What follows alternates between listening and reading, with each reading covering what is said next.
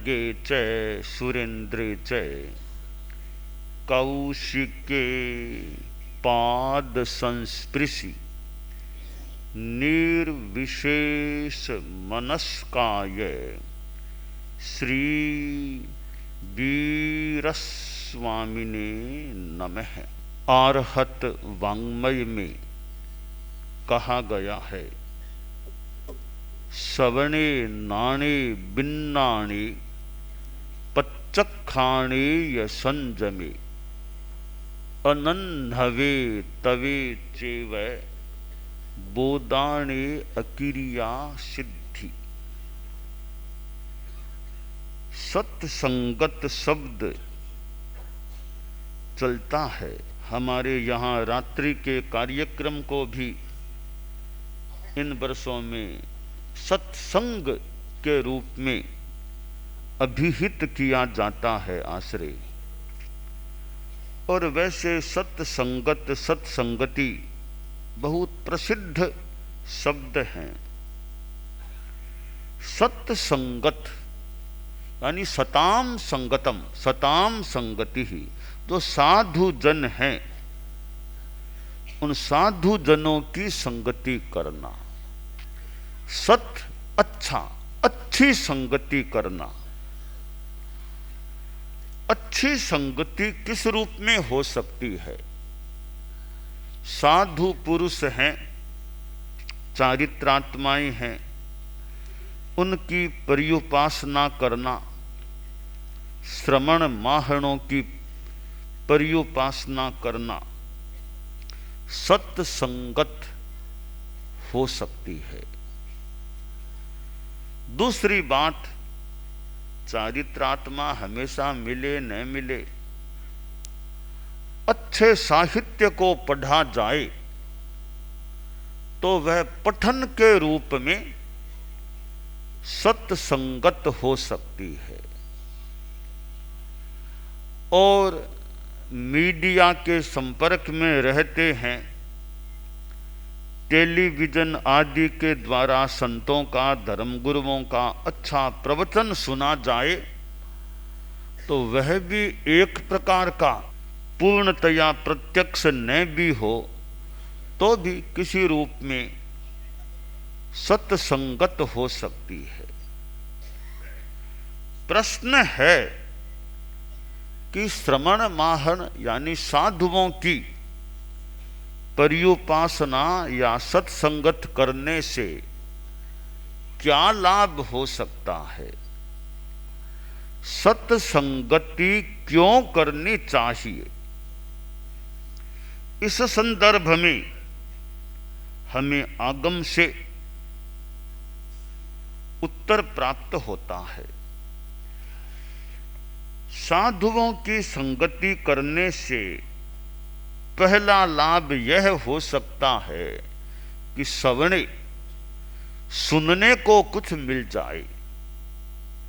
हालांकि साधु मौन ध्यान करने वाले हों, बात न करें तो मान लो सुनने को न भी मिले, पर जो थोड़ा वचन का प्रयोग करने वाले हैं, प्रवचन देने वाले हैं या वार्तालाप करने वाले होते हैं तो उनको सुनने का मौका पर्युपासना करने से मिल सकता है। जो आदमी साधुओं के पास आता ही नहीं है तो प्रत्यक्ष रूप में उसे साधुओं के वचन सुनने का मौका कैसे मिले? तो पहला लाभ पर्युपासना करने से श्रवण के रूप में हो सकता है। यह श्रवण भी ज्ञान का एक सक्षम माध्यम बनता है। 10वें आलियम में कहा गया है, सोचा जानई कल्याणम, सोचा जानई पावगम। सुनकर कल्याण को जाना जाता है, आदमी कल्याण को समझता है और सुनकर वह पाप को भी समझ लेता है। तो सुनने से ज्ञान मिलता है। दूसरा लाभ, पहला लाभ सुनने को मिला, फिर नाणे, सुनने से ज्ञान मिलता है। आज तो पुस्तकें भी बहुत हैं, इतना साहित्य मिलता है, पढ़ने से भी ज्ञान हो सकता है। एक समय रहा हो सकता है इतनी पुस्तकें कहाँ सुलभ थी, साहित्य कहाँ था इतना। और तो क्या, हमारे धर्म संघ में भी आज से 100 वर्ष पहले कोई देखे तो कितनी किताबें सुलभ रही होंगी, आज कितना साहित्य है। कभी प्रश्न हुआ हो सकता है या हो सकता था कि महाराज क्या पढ़ें, किताब नहीं, क्या पढ़ें क्या पढ़ें। अब कोई कह दे महाराज क्या क्या पढ़ें, इतनी किताबें हैं, हम क्या क्या पढ़ें अब। तो आज साहित्य की इतनी सुलभता है। और आज साधु साध्वियों में भी कई लेखक होते हैं, कई साहित्यकार होते हैं, गद्य में, पद्य में, संस्कृत में, हिंदी में, कितनी भाषाओं में साधु साध्वियों के द्वारा साहित्य का सृजन हुआ है। तो पढ़ने से भी ज्ञान मिलता है, परंतु संभवतः हजारों वर्ष पहले की स्थिति में तो सुनना एक बड़ा माध्यम ज्ञान का बनता रहा होगा। तो श्रवण होता है और श्रवण से ज्ञान मिलता है। फिर ज्ञान के बाद विज्ञान, विज्ञाने, हेय उपादेय का विवेचन हो जाता है। इस रूप में विज्ञान होता है। और विज्ञान हो गया, विशेष ज्ञान हो गया, विविक्त ज्ञान हो गया, विवेक हो गया। फिर आदमी सोचता है कि जो पाप हैं उनका प्रत्याख्यान करूं, पापों को छोड़ूं। तो चौथा लाभ फिर प्रत्याख्यान, त्याग करना हो सकता है। त्याग होगा तो संयम हो जाएगा, और संयम हो गया तो अनासनव, कर्मों का आने का रास्ता बंद हो जाता है। फिर तपस्या भी होती है तो वह भी लाभ है। और तपस्या है तो निर्जरण, व्यवधान, कर्मों का निर्जरण होता है। आगे बढ़ते बढ़ते 14वें गुणस्थान में अक्रिया की स्थिति, और उसके बाद सिद्धि, निर्वाण की प्राप्ति हो जाती है। तो साधुओं की पर्युपासना से कितना बड़ा लाभ प्राप्त हो सकता है। ठीक है, मुंबई जैसे शहर में इतनी दूरी, फिर ट्रैफिक की भी कई बार समस्या, जाम हो जाए, आते आते ही कितना दूरी हो साधुओं के प्रवास स्थल की, तो आने में ही कितना समय लग जाए, फिर जाने में समय लगना, कितने घंटे भी लग जाएं। तो इच्छा होने पर भी कई बार दूरी के कारण साधुओं की संगति रोज न भी हो सके। फिर भी जब जैसे अनुकूलता हो, और आजकल तो ये यूट्यूब और टीवी, मीडिया, सोशल मीडिया ऐसे सक्षम साधन बन गए हैं कि कार में बैठे बैठे आदमी प्रवचन सुन लेता है, घर में बैठे बैठे, ऑफिस में बैठे बैठे भाई यूट्यूब लगा दिया, टीवी है, और कोई माध्यम है, बस प्रवचन यहीं से सुन लो। तो वर्तमान की टेक्नोलॉजी ने, आधुनिक टेक्नोलॉजी ने श्रवण को कितना आसान बना दिया है। आज से 100, 150, 200 वर्ष पहले आपके पुरखे जो श्रावक रहे होंगे, वे तो कहीं जाते होंगे, मेवाड़ जैसे अमुक गांव में जाओ, व्याख्यान सुन के आए, जाते तो उनको मान लो सुनने का यो मौका मिलता। तो आज उनकी जो संतानें हैं कि न जाएं तो घर बैठे भी वो इतनी हूबहू वाणी, हूबहू चेहरा, वो दृश्य सामने मानो आ जाता है। और दूर श्रवण, दूर दर्शन होता है, दूर श्रवण भी, दूर से श्रवण हो जाता है। तो सत्संगत होती है। कोई यह सोचे भाई कि जीवन में तो लोग उतारते नहीं हैं, तो कोरा सुनने से क्या फायदा है, कि लोग जीवन में नहीं उतारते तो सुनने से क्या फायदा है। देखिए क्या फायदा है। तो पहला फायदा तो श्रवण, ये वो फायदा तो हो ही गया ना। साधुओं के गैर प्रवचन सुना तो अगले फायदे बाद की बात है। जो पहला फायदा है श्रवण होना, वो तो मिल ही गया। और मान लीजिए 1 घंटा आपने किसी साधु का प्रवचन सुना, 1 घंटा सुना, 24 घंटों में आपका 1 घंटा तो सफल हो गया। अब यहां आप लोग बैठे हैं, मान लो, अब यहां मान लो 1 घंटा 2 घंटा जितनी देर भी बैठेंगे, तो पहली बात है आप कितने सांसारिक कार्यों, सावध्य कार्यों से आशा करें प्राय मुक्त हैं। घर में होते, ऑफिस में होते, दुकान में होते तो सावध्य कार्य, लेन देन आदि हो सकता था, परंतु यहाँ उन सावध्य कितने कार्यों से आप उन पाप से, क्रिया से कितने मुक्त हैं। दूसरी बात, अब सामायिक है तो प्रवचन के साथ, कार्यक्रम के साथ आपको सावध्य योग त्याग रूप सामायिक का लाभ भी यह प्राप्त हो सकता है, सामायिक करते हैं तो।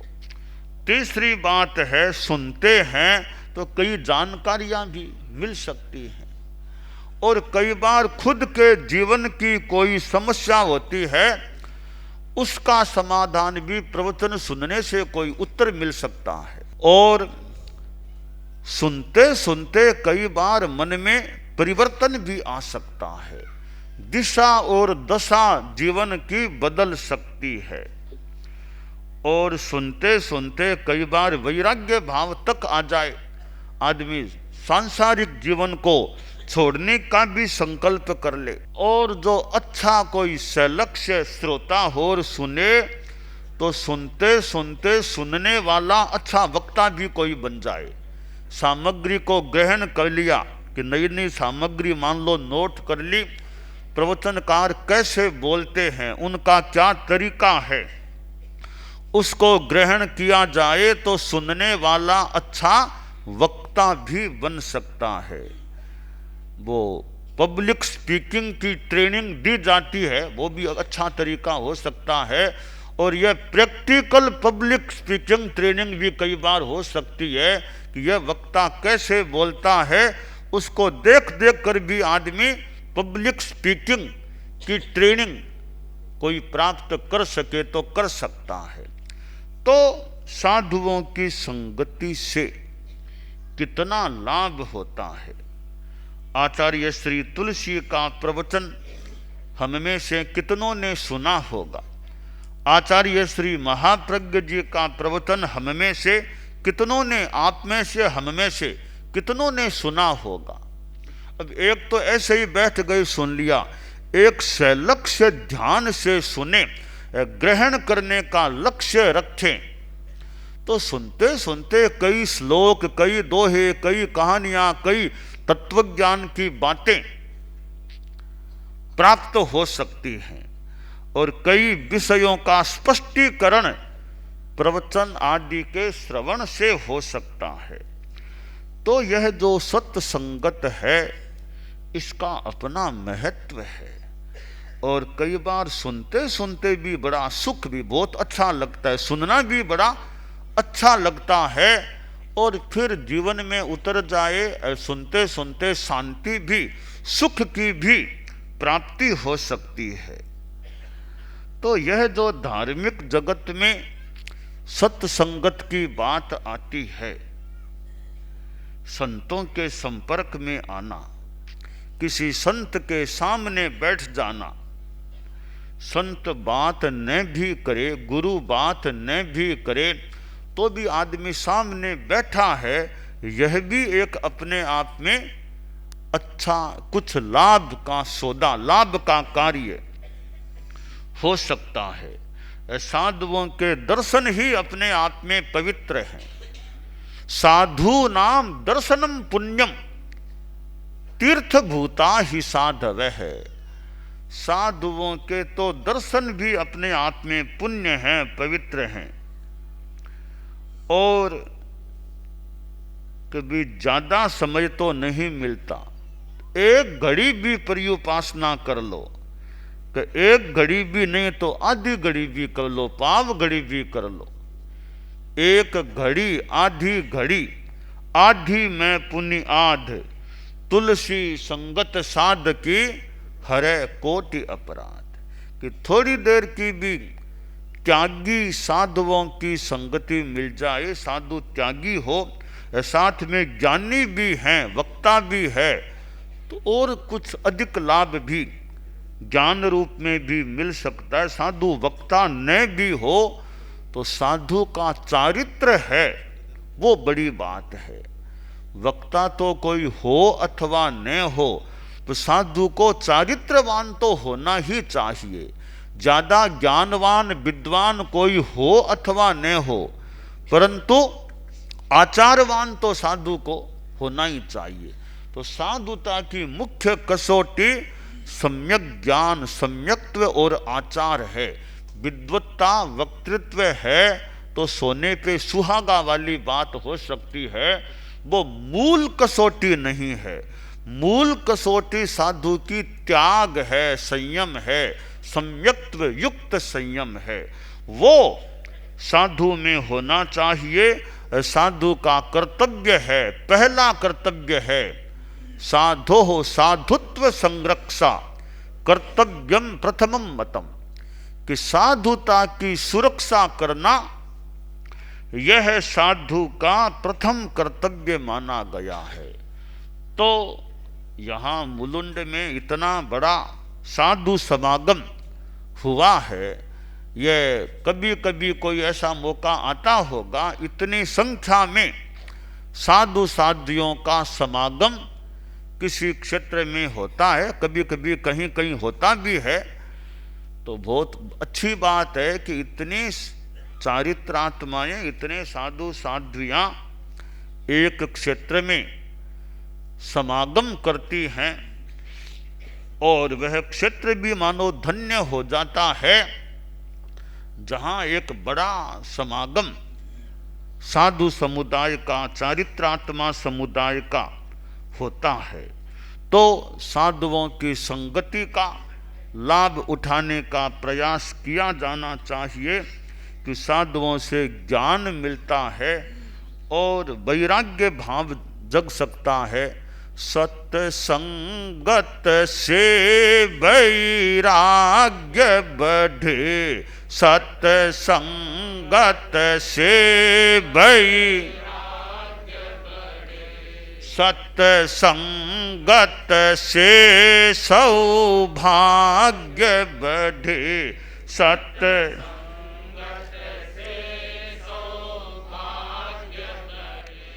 दीपक से दीपक जलता है, दीपक से दीपक जलता है, सत्संगत से सुख मिलता है, सत्संगत से सुख मिलता, सत्संगत से सद्ज्ञान मिले, सत्संगत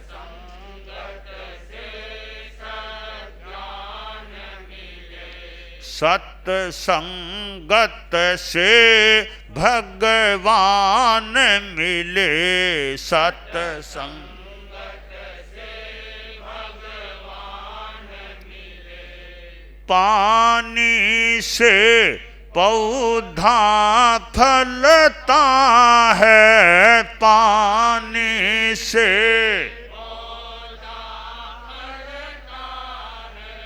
सत्संगत से सुख मिलता है,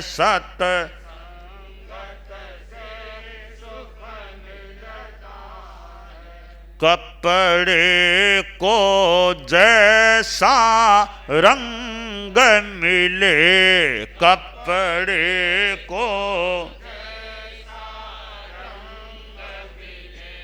मानव को जैसा संग मिले,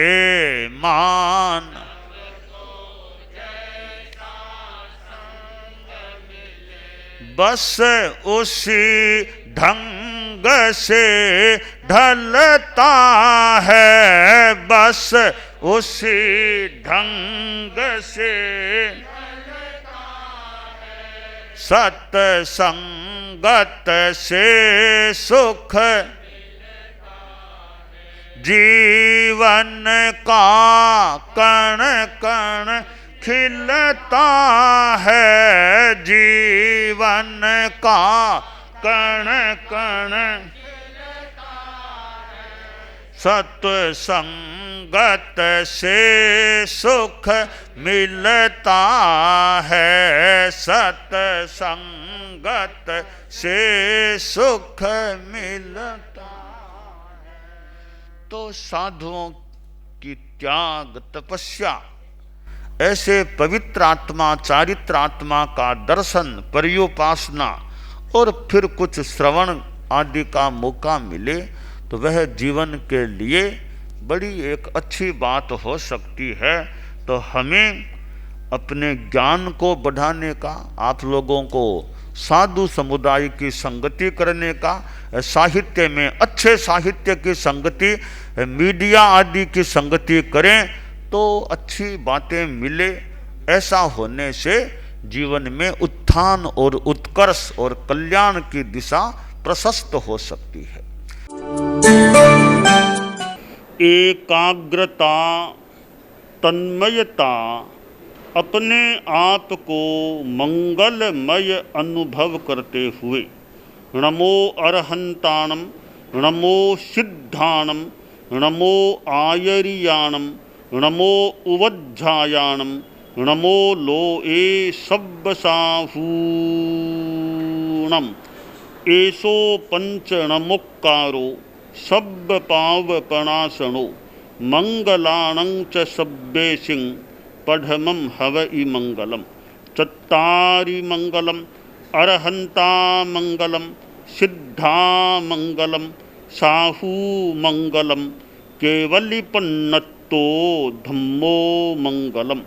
चत्तारि लोगुत्तमा, अरहंता लोगुत्तमा, सिद्धा लोगुत्तमा, साहू लोगुत्तमा, केवलिपन्नतो धम्मो लोगुत्तमो।